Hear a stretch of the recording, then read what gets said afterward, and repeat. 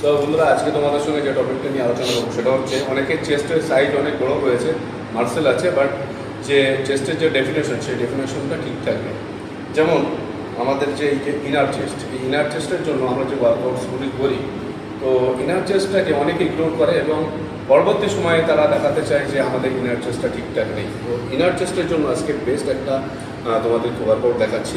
তো তোমরা যখন চেস্ট ওয়ার্কআউট করবে সব শেষে এই ওয়ার্কআউটটা একটু ট্রাই করে দেখতে পারো। সো তোমাদের